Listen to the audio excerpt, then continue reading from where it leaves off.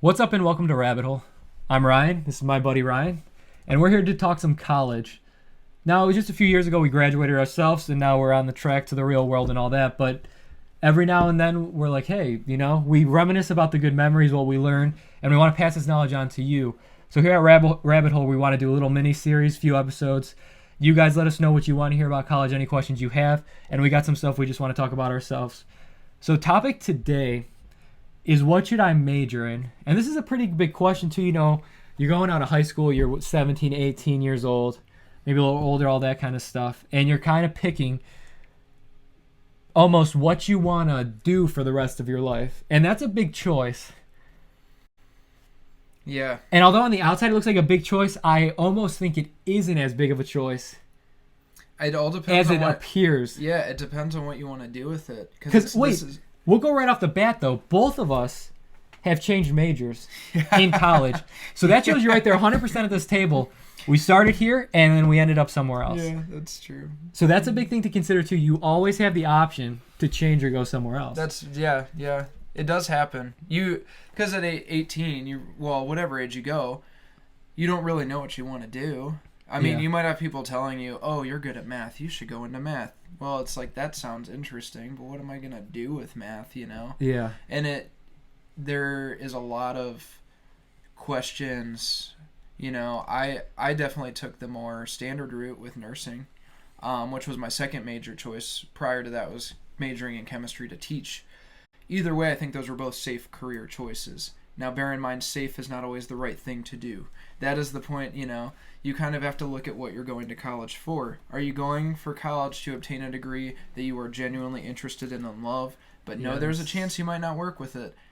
Know that going into it, because you're probably not going to work with it unless you get a master's or something and or make some stellar connections.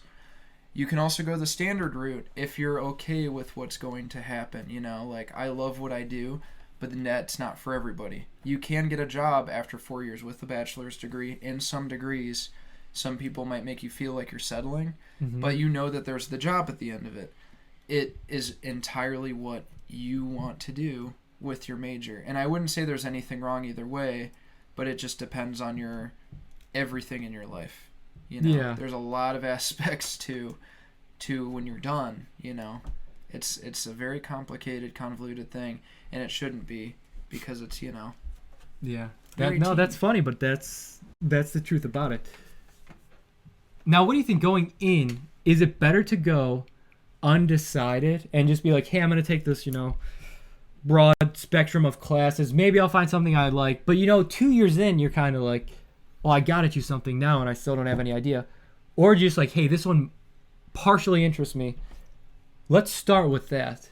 I would think that partially. Yeah, I would recommend that too.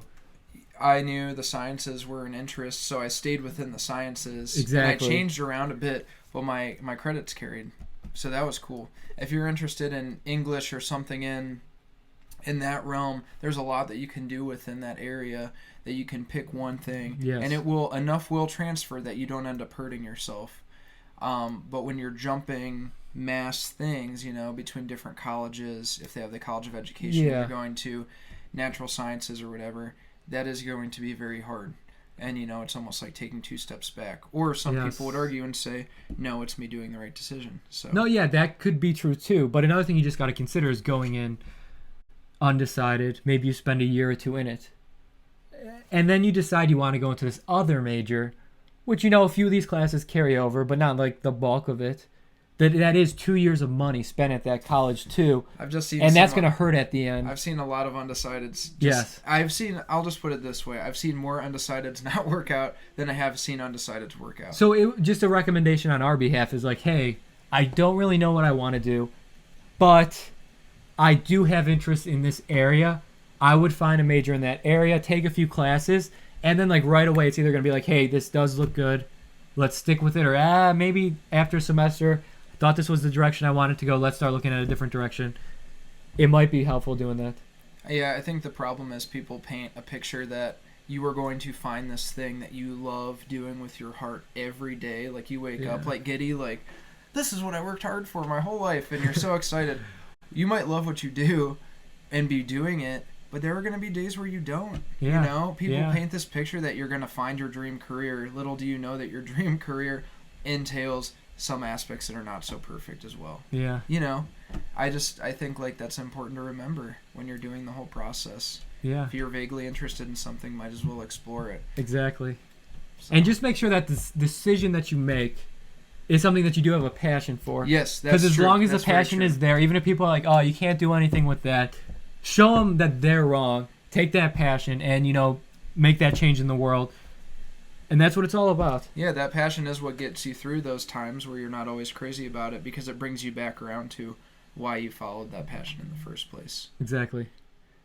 It's a good place to end it there, though. So, you guys have any questions for us? Anything you want us to talk about? Leave it in the comments below or hit us up.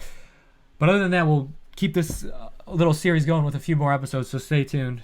So, thanks for watching. We'll see you guys.